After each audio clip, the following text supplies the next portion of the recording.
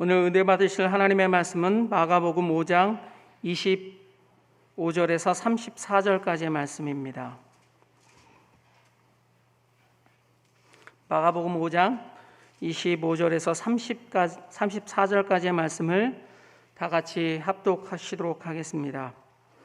12해를 혈루증으로 알아온 한 여자가 있어 많은 의사에게 많은 괴로움을 받았고 가진 것도 다 허비하였으되 아무 효용이 없고 도리어 더 중하여졌던 자에 예수의 소문을 듣고 무리 가운데 끼어 뒤로 와서 그의 옷에 손을 대니 이는 내가 그의 옷에만 손을 대어도 구원을 받으리라 생각함일러라.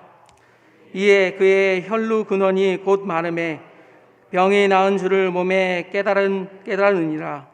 예수께서 그 능력이 자기에게서 나간 줄을 곧 스스로 아시고 무리 가운데에서 돌이켜 말씀하시되 누가 내 옷에 손을 대었느냐 하시니 제자들이 여짜오되 무리가 애워싸 미는 것을 보시며 누가 내게 손을 대었느냐 물으시나이까 하되 예수께서 이 일을 행한 여자를 보려고 둘러보시니 여자가 자기에게 이루어진 일을 알고 두려워하여 떨며 와서 그 앞에 엎드려 모든 사실을 여쭈니 예수께서 이르시되 딸아 내 믿음이 너를 구원하였으니 평안히 가라.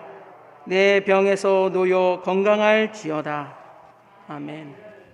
자, 저는 오늘 기적을 가져오는 믿음이라는 제목으로 말씀을 전하고자 합니다. 오늘 성경 말씀에는 12년 동안 만성질환, 즉 혈루증이라는 그런 아주 사회적으로 격리돼야 될 어떤 그런 병에 걸린 한 여인이 있었습니다. 여러 의사들에게 보이면서 재산도 다 탕진하고 상태는 점점 더 악화되었어요. 집안 식구들도 이제 지쳐갑니다. 그를 외면하기 시작합니다. 너무 외롭고 너무 고통스럽고 죽을 상황밖에 되지 않은 그런 절망감 속에서 하루하루를 지내던 순간 어느 누군가가 그에게 예수님에 대한 소식을 전하게 되었었어요. 포기하지 못할 뜨거운 소원이 있을 때 바로 그 사람에게 임하는 것이 복음입니다. 낙담하고 절망하고 주저앉을 수밖에 없는 그런 상황이지만 그런 상황 속에서 새로운 인생을 살게 하기 위해서 말씀이 전파되었을 때 보통 때는 그저 귓전을 때리는 말씀이었지만 그럴 때는 심장을 때리는 그런 말씀이 되어져서 그것을 우리가 레마라고 말합니다. 초월적인 꿈을 갖게 합니다. 환경을 이길 수 있는 믿음이 나타나기 시작합니다. 그래서 때를 기다리고 그 때를 기다리는 사람에게는 반드시 기회가 다가오게 되는 것입니다. 하루는 예수님께서 그 지방을 지나신다는 소식을 듣게 되었어요. 난 예수님을 만나야 돼. 난 그동안 그분에 대한 소식을 듣고 죽은 자를 살리시고 없는 것을 있는 것 같이 부르게 하시고 수많은 사람들에게 병을 치료하시는 귀한 권세를 보여주셨은즉 나도 그분을 만나기만 하면 나는 변화받을 수 있어. 나는 고침받을 수 있어. 나는 이제는 건강한 사람이 되었어. 그래서는 꿈을 갖고 그림을 그리고 예수님 나타나시기만을 기다리고 있던 그 여인에게 소식이 들려왔으니 얼마나 기뻤겠어요. 12년 동안 누워있었으니 그것도 피를 흘리면서 누워있었으니 얼마나 쇠약했겠습니까. 뻘떡 일어난 순간 현기증이 생겨서 어질어질하다가 우다다닥 웃어 세간살이를 때려부시면서 넘어졌을지도 모르겠어요. 그렇지만 어쨌든 또다시 몸을 붙이면서 일어나서 앞으로 나갑니다. 드디어 군중을 만나게 되고 그 군중 사이를 그 아픈 몸을 이끌어서 같이 계속 가는 거예요. 나는 죽을 수밖에 없는 존재야. 어차피 죽을 몸인데 내가 여기 누워있다가도 죽을 것이고 일어나서 나아가다가 이 혈루증에 걸린 사람이나 나병에 걸린 사람들은 사람들 앞에 나타날 때는 항상 오른손을 윗입술에다가 대고서 나는 부정한 사람입니다. 나는 더럽습니다. 내 병은 옮길 수 있습니다. 내게서 비켜나십시오. 라고 말을 해야지만 살아남을 수 있었어요. 은밀한 중에 나타나면 돌팔매질을 당해서 그 자리에서 죽여도 아무런 죄가가 없었어요. 돌팔매질을 당할 수도 있습니다. 나는 짓밟혀서 죽을 수도 있습니다. 내가 옷깃을 만진다 할지라도 안 나와서 그 자리에서 죽을 수도 있습니다. 어차피 난 죽을 몸입니다 하는 그런 마음으로 많은 사람들이 밀치고 넘어뜨리고 또 손을 닿을 만하면 또다시 자빠지고 하는 그런 상황 속에서도 굴하지 않았어요. 필사적으로 나아가고 또 넘어지고 또 나아가면서 예수님의 옷깃에 손을 탁 대는 순간 온 몸에서 전기가 확 임하는 것을, 아, 나는 이제 나았구나, 나는 고침받았구나. 거기서는 뒤로 돌아서 막 뛰어가는 사이에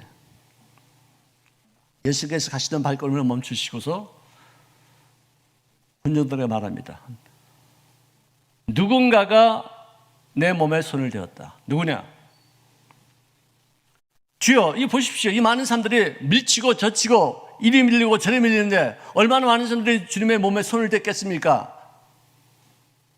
아니, 누가 몸에 손을 댔다고 말씀하시는 게 무슨 뜻입니까? 했더니 아닌가, 누군가가 내 몸에 손을 대었다. 그 말의 뜻은 뭐냐? 의미 없이 되는 것은 내 몸에 손 댔다고 얘기하는 것이 아니에요.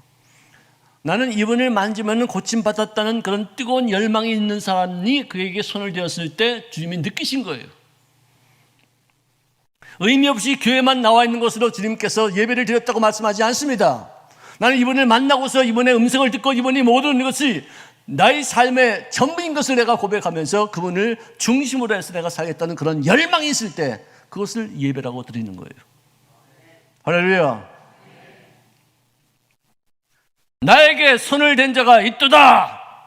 그래서 물러서지 않으시니까 도망가던 그 여인이 너무나도 놀라서 내가 법을 어기고서 이 많은 사람들에게 나와서 그 법에 대한 어떤 징계를 하시려고 하시는 것인가 싶어서 두려움에 부들부들 떨면서 주님 앞에 무릎 꿇고서 죄인처럼 고백합니다. 내가 이런 상황이었는데 이렇게 돼서 주님의 옷장을 만지러 나와 이제 고쳤습니다. 그래서 주님께서는 딸아, 내 믿음이 너를 구원하였도다. 평안히 갈지어다. 여기서 말하는 이 구원은요, 몸의 병에서부터 치료한 받은 것 구원입니다. 가난한 사람이 부해진 것 구원입니다. 그런데 가장 큰 구원은 뭐냐? 죽을 인생, 버림받을 인생, 지옥에 떨어질 그런 인생이 하나님 앞에 발견되어진 바 되어 천국 가는 사람이 된 것, 이것이 가장 큰 구원인 줄로 믿으시기를 바랍니다. 몸만 고치고 돌아올 뻔한 그 여인을 왜 불러 세우셨느냐? 나와의 관계를 더욱 좀 확실하게 하게 하자. 너는 몸만 구원받고 그것으로 끝날 것이 아니라 네 영혼도 구원받아서 천국에서 또다시 만나게 될지어다. 이런 뜻으로 그 발걸음을 멈추셨던 것입니다. 저는 이 장면에서 가장 큰 위대한 사람은 누구냐? 물론 예수님도 굉장히 위대하죠. 믿음을 가지고 있는 사람도 굉장히 위대하죠. 그렇지만 그녀에게 예수님에 대한 소식을 전해준 사람이 있었기에 이런 것이 가능했던 것이에요. 그런즉 그들이 믿지 않는 이를 어떻게 부를 수 있으리요? 듣지 못하는 이를 어떻게 믿을 수 있으리요? 전파하는 자가 없이 어찌 들을 수 있으리요? 전파하는 사람, 복음을 전파하는 사람, 전도하는 사람, 예수님을 소개하는 사람, 예수님에 대해서 말해주는 사람, 이런 사람들이 있으니까 기적이 일어나는 것인 줄로 믿으시기를 바랍니다. 요즘 유튜브에는 조영기의 원로 목사님의 예전 그 설교가 굉장히 많이 떠오르고 있어요. 그걸 들어보면 예전에 이렇게까지 설교를 하셨구나. 정말 위대한 세계적인 설교가다. 정말 은혜스럽다. 어떻게 이렇게 강력한 그런 파워가 나타날 수 있겠는가. 얼마나 기도를 하시기에 어떤 이런 말씀이 나오시는 것인가 하는 아주 탄복하는 그런 얘기가 나와요. 그 중에서 한 간증이 있는데 상복은이라는 박사님이 계세요. 동경대를 졸업해서 미국 UCLA를 나가보고 그다음에 마운트 시나은 대학을 거쳐서 세계적인 암 전문 의학 박사입니다. 근데 그의 아내가 당시 한국은행 총재의 딸이었는데 조영기 목사님에게 편지를 써서 상담을 신청했어요. 그래서 시간을 맞춰서 사무실에 왔는데 그녀가 하는 말이 우리 남편은 알코올 중독입니다. 그것 때문에 술을 막 하도 마시다가 이 중풍이 되어서 이제는 반신불수가 되었는데 몸이 불편하니까 미인 아내를 둔 그런 남편으로서 아내를 의심하는 거예요. 의처증이 얼마나 심한지 칼을 목에다 대고서 죽인다. 너 딴 데 나가지 마라. 누구 딴 사람 만나지 마라.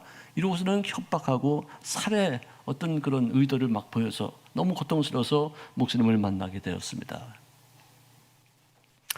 그래서 어쨌든 하여간 기도해드리고 나서 다음 주일부터 꼭 교회 나오십시오. 꼭 나오시죠. 남편하고 꼭 같이 나오십시오. 근데 남편은 의처증이 있으니까 부인이 어디 딴 데 가는 걸 꼴을 못 보는 거예요. 항상 따라가는 거예요. 항상 쫓아가는 거예요. 그래서는 교회 출석한 다음에는 반드시 꼭 사무실에 찾아서 인사하고 또 얘기하고 가는 거예요. 하루는 들어오자마자 조 목사 설교하면서 우리 마누라 쳐다보면 죽인다. 네? 그러더래요. 그래서 목사님이 그러셨대요. 아니 이 많은 교인들 중에서 왜 위독이 왜 내가 당신 부인만 쳐다볼 이유가 뭐가 있어? 그리고 우리 집사람도 당신 안에 뺨칠 정도로 예뻐. 왜 이래? 아니 의처증 때문에 단 한 주일도 빼놓지 않고 자기 부인과 함께 맨 앞에 중앙에 좌석에 앉아서 예배에 참석하는데 조 목사님이 설교를 주로 여기를 보고 하지 않습니까? 그런데 거기 앉아 있으니까 이렇게 보다가도 저쪽을 봐야 되고 그냥 설교하고 또 이렇게 보다가 이쪽을 저 보고 설교를 해야 될까? 얼마나 힘들었겠어요. 1년 동안을 이 가운데를 못 보셨대요. 하루는 또 예배 후에 꼭 사무실에 들렸는데 그날도 들어와서 하는 말이 아니 당신은 이마도 훤하고 눈빛도 아주 예스럽지 않은 사람인데 참 똑똑해 보이는 사람이 어떻게 이렇게 바보 같은 설교를 해? 말이 되기에 바다가 갈라지는 게 큰 성이 그래 나팔 소리에 그리고 함성 소리에 무너져? 할 일 없어서 거짓말하면서 밥 벌어먹지 말고 직장 없으면 내가 구해줄 테니까 말해봐. 사기치면서 어떻게 그렇게 밥을 벌어먹고 있어? 1년 동안 그냥 계속해서 들어와서 설교를 비판하더래요. 사리에 맞지 않는다. 비과학적이다. 무식한 놈이 하는 소리다. 아니 유명한 세계적인 암 전문가인데 이런 신령한 세계에 대해서 눈이 띄지 않고 나니까 영적인 일에 대해서 저는 문외한 거예요. 이 육체적인 어떤 이런 3차원적인 어떤 세상만 물질적인 세상만 알고 있지 영의 세계를 모르는 거예요. 근데 하루는 크리스마스 아침 이제 성탄 예배가 됐는데 설교를 하면서 보니까 그 남자가 수건을 꺼내가지고 눈물을 막 닦고 있더래요. 보통 그 남자가 울 때는 마누라하고 싸우고 온 날을 운대요 주로. 그래서 또 예배에 또 찾아왔길래 왜 또 그 성찬절 같은 이렇게 좋은 날 왜 이렇게 부부싸움을 했어? 그랬더니 그게 아니야. 내가 이제는 미쳤나 봐. 오늘 내가 당신 설교에 처녀가 뭐 하나님의 아들을 잉태하고서 아들을 낳았다는데 내 머리는 그건 다 바보 같은 소리야. 근데 내 마음이 뚝 났더니 갑자기 이게 믿어지잖아. 책임져. 당신 이 설교 내가 1년 듣다가 이렇게 정신분열이 됐어. 이게 스키조프레니아. 내 이렇게 마음과 생각이 머리와 내 마음이 틀린 게 이게 정신병 아니야. 이게 분열증 아니야.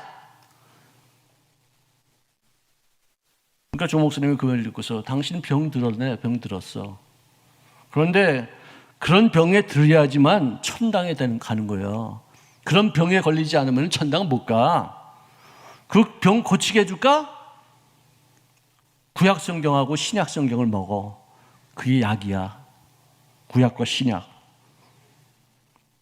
그래가지고 이 사람이 변화가 된 거예요. 그러고서는 의사들이 모이는 곳에 가가지고 전도하다가 창피당하고 또 짓밟히고 망신당하고 나서 와가지고는 저는 나쁜 놈들 자식들 말이야. 내가 과학자로서 내가 얘기하는 것도 내가 저거 놈들이 얘기를 듣지도 않아. 동정녀 탄생이 될 수 있느냐? 될 수 있지. 양소리를 보면은 전기만 자극해도 잉태할 수 있고 새끼를 낳을 수 있어. 어떤 자극만 하면 다 되는데 하나님이 성령으로 전기를 찌릿찌릿 주는데 아기를 못 낳게 어디 있어? 저 나쁜 자식들 말이야. 저거 내 말도 안 믿고 말이야. 이건 지옥 갈 놈들. 막 그러더랬어요. 아이고 개구리 올챙이 때 생각 못하네. 지도 하도 그냥 날 핍박하더래. 너도 그렇게 당해봐라. 그래서 막 핀자라고 막 그랬다고 했는데, 여러분들 정말 그렇게 의심하고 그렇게 머리로서 하나님의 생각을, 하나님의 하시는 일을 어떻게 이 조그만 머리를 가늠할 수 있어요? 이 머리는요, 하나님의 세계를 설명하는 도구가 되는 것이지, 아니 이 지적인 그 조그만 그 지식을 갖고서 하나님의 세계를 어떻게 다 설명할 수가 있어요? 사람이 마음으로 믿어 의에 이르고, 여러분들 머리로 믿는다고 그러지 않았어요. 마음으로 믿어서 의에 이르고 입으로 신하여 구원에 이르느니라. 그런데 우리가 이게 믿어진다는 게 얼마나 놀라운 얘기예요. 내가 믿은 게 아니라니까요. 하나님이 나에게 믿음을 은혜로 주셔서 그래서 믿어지게 하셨어요. 왜? 그전에 우리가 안 믿었는데 어떻게 갑자기 믿어져요? 그래서 어떻게 여기 앉아 계시거든? 은혜인 줄로 믿으시기 바랍니다. 너희가 은혜로 말미암아 구원을 얻었나니. 할렐루야, 할렐루야. 이 은혜는요, 우리 대한민국에도 다른 나라 정말로 비교할 수 없을 만큼의 너무나도 놀라운 은혜를 우리가 받았어요. 3.1운동, 이 독립운동 때 거기에 참여했던 33명의 사람들 중에서 16명이 목사와 장로였어요. 크리스천들이었어요. 지금 이렇게 뭐 어떤 모임의 반 정도 되는 것은 아무것도 아니지만, 그때 당시에는 한반도의 크리스천들의 숫자는 인구 2천만 중에서 30만 밖에 없었습니다. 약 인구의 1.5%밖에 없었어요. 그런 사람들이 그래 어떤 독립운동을 하기 위해서 모인 그 그룹의 반 이상을 차지했다? 놀라운 얘기죠. 대한민국은 낙동강 오리알 하면서 위기 때마다 교회가 일어나서 기도하고 금식하고 기도로 의익에 투합해서 국난을 극복했던 때가 참 많아요. 저희 짧은 인생 속에서도 그런 일을 많이 내가 체험했어요. 특별히 6.25가 나고 나서 낙동강까지 밀려서 그 전선을 사수하는 데 있어서 앞으로 그 오키나와에는 이 폭격기가 와서 융단 폭격을 해야 되는데, 그때 시절이 8월 달이었었어요. 8월 달은 주로 장마가 지고 비가 많이 오는 그런 때였는데, 비행기가 그때 당시만 하더라도 뭐 이 GPS가 없었으니까 육안으로 확인하고서 떨어뜨려야 될 그런 폭탄을 할 수 없는 거예요. 그래서 대통령이 부산이 이제 공사가 되기 바로 직전 그 위기에 부산에 있는 모든 목사님들에게 기도해달라 중보 요청을 했어요. 장마가 지면은 한국은 무너집니다. 기도해 주십시오. 그래서 부산에 있는 초량교회에 모여서 주회종들이 열흘간 철회하면서 금식하면서 온 힘을 다해서 부르짖었어요.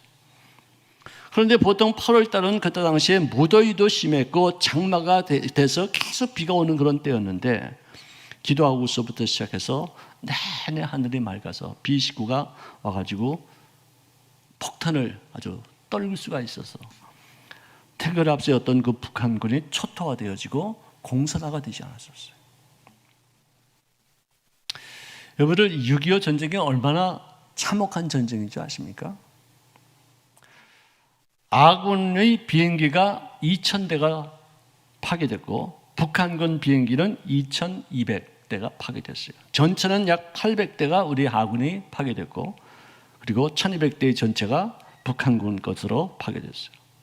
미망인만 30만, 고아들이 10만, 이산 가족이 1,000만, 개인 가족 60만 채가 소실되었고, 사업시설의 80%가 대파되었어요. 완전히 사회적으로 경제체제가 붕괴된 그런 상황이었어요. 우리는 피부색이 같고 같은 말을 쓰니까 우리는 동족이다, 우리는 형제다, 우리는 한마음이다. 그렇지 않습니다. 지금 이 남한 땅에도 피부색이 같고 이상과 이 체제가 같고 그리고 뭐 언어가 다 같은 이 순간에도 남편을 암매장하는 사람이 있고 자기 새끼를 죽여가지고 짓밟아가지고 그냥 어떻게 땅에다 묻는 그런 사람들이 있어요. 누가 가족입니까? 누가 동족입니까? 피부색이 같고 언어가 같다고 해서 동족이 아닙니다. 생각이 다르면은 서로 물고 찢고 싸우는 거예요. 특히 6.25 같은 것은 어떤 사람은 미국이 도와주지 않았으면, 유엔군이 참석하지 않았으면은 1만 명 정도의 사상자만 내고서는 통일이 됐다는 얘기예요. 미국 나쁜 놈이다 이거예요. 말이 되는 얘기예요. 공산화됐다는 얘기죠. 전 세계 유례 없는 어떤 독재 국가, 가장 가난한 나라가 되었다는 거, 그게 뭐 이렇게 대수예요, 그게? 메가더 장군이 없었으면은 사상자가 훨씬 더 적었을 것이다 이거지. 그 사람은 우리 한국의 원수래. 이렇게 하면 나쁜 일을 했기 때문에. 여러분, 역사를 똑바로 가르쳐 줘야 돼요. 어떻게 그렇게 왜곡할 수 있어요? 그리고 공산화되어지고, 공산화도 아니야. 독재화되어져가지고 국민들의 피를 빠는 그런 지금 현 정부를 갖다 그래 칭송할 수 있어요? 나는요, 좌도 아니고 우도 아니에요. 나는 역사를 내가 공부한 사람으로서 그 사람들이 어떤 일을 하고 지금 어떤 모습이고 어떻게 될 것인가를 내가 알고 있는 사람으로서 하는 말로 어떻게 북한을 칭송해요? 변심했다고 5년 동안 사귀던 그 여자를 죽이는 게 그게 피부가 같고 언어를 같이 쓴다고 해서 동족입니까? 오스트리아라는 나라는요, 언어가 다 다른 사람들이 모인 곳이에요. 피부 색깔도 다 달라요. 민족성이 다 달라요. 그런데도 그 나라는 한 나라가 됐어요. 왜? 뜻을 같이 하니까. 전쟁 직후에 모든 것이 다 파괴됐습니다. 한국은 또 천연자원조차 없기 때문에 당시 필리핀을 아시아의 부국으로 여길 정도로 부러워했어요. 지금 우리가 필리핀을 어떻게 생각합니까? 저 밑에는 가난한 나라로 생각했는데 그때는 그 나라가 그렇게 부자인 나라일 수가 없었어요. 부러워했었어요. 미국이 막대한 식량을 원조하고 또 옷도 보내주고 경제적인 지원 등 한국에 기여한 어떤 역할은 절대적이었는데, 근데 당시 한국 정부의 부패 상황은 상상을 초월하는 그런 상황이 있었어요. 외국인들조차도 투자하기 싫어했어요. 차관도 주기 싫어했었어요. 왜? 줘봤자 다 부정부패로 사라질 테니까. 그랬을 때 독일에 광부를 수출하고 간호사를 수출하면서 그들이 번 돈을 송금해서 그 돈을 고스란하게 공장 세우는데 투자해서 나라를 경제적으로 안정시키는 어떤 그런 일이 있었습니다. 그 독일 광부들과 관원들은 우리가 이 외국 땅에서 이 많은 수모를 겪으면서라도 최선을 다한다면 우리나라는 반드시 잘 사는 나라가 될 것이라는 그런 뚜렷한 믿음이 있었어요. 여기에 강한 인상을 받은 그 독일에서 결국은 차관을 제공해서 경제 발전에 엄청난 기초를 삼을 수가 있게 되었어요.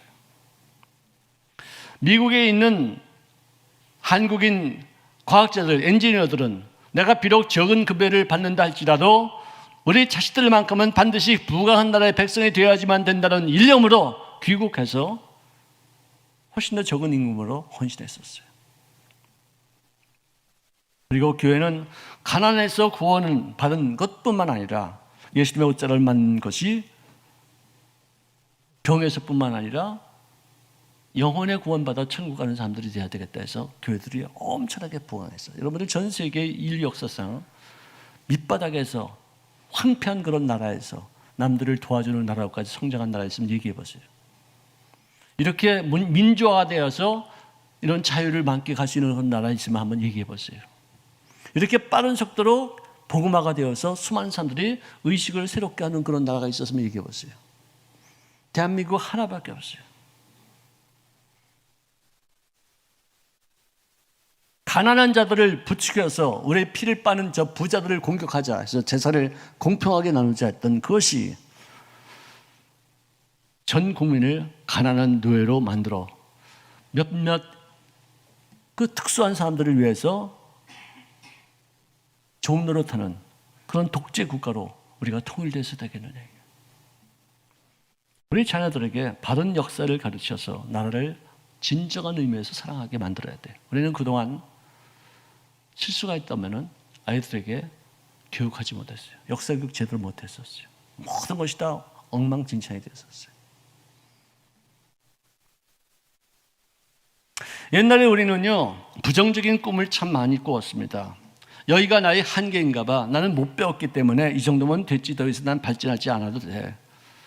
이제는 내 인생은 막다른 골목이야. 나는 유전병이기 때문에 난 죽을 수밖에 없어. 우리 집안에 가계의 저주가 흐르고 있어. 난 틀렸어. 이것이 내 운명이야. 이러던 사람들이 하나님을 만나고 나서 그의 옷자락을 만지고 나서 이렇게 많은 변화가 있었어요.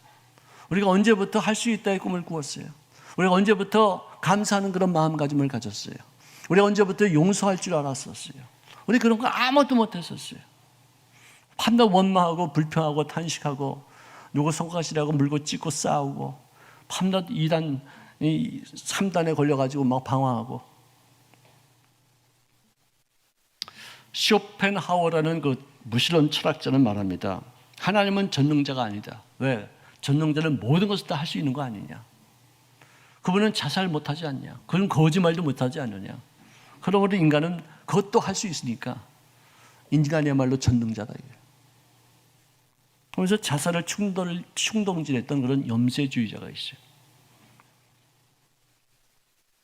여러분, 미국이 하나님보다도 사람을 더 귀히 여기고 이 사람보다도 돈과 쾌락을 앞세운 그 결과 그 엄청난 그 나라가 마약 사범이 증가하고 자살률이 더욱더 높아지고 차별금지법과 이 동등법을 통해서 남녀가 구별이 없는 그런 세상을 만들겠다. 또 성적으로 내가 쾌락을 즐기는 어떤 그런 방법이 있어도 우리가 모두가 다 동일하게 여기자 해서 남녀 구별이 없는 그런 화장실까지도 만들었어요. 지금도 있습니다. 그 결과 에이즈 환자가 증가하고 정말 사람이 사람으로서의 역할을 감당하지 못하는 짐승보다 못한 그런 동성애가 창궐이 되어지고 정말로 인간을 정말로 존중히 여기는 어떤 그런 법이라면은 그런 법을 금지해야죠. 사람 아니잖아요. 단명하잖아요. 병에 걸리잖아요. 자살한 사람도 많잖아요. 그게 사람을 사람답게 만드는 법입니까? 군중을 뚫고서 예수님의 옷자락을 만진 그런 여인처럼 몸의 병도 우리가 고침받아야 되겠지만 죄책감, 열등감, 부정적인 마음가짐, 염려, 근심, 두려움, 미움, 원한 이것까지 치료하는 은혜를 받아야 돼요.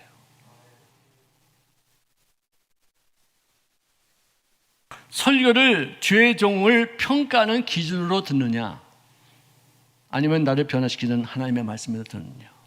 설교 잘한다. 설교 왜 이렇게 못해? 이것으로 설교를 가늠하는 게 아니에요. 그 속에 있는 하나님의 말씀을 내가 받아들여서 생활 속에 적용하는 것. 이게 중요한 것이죠.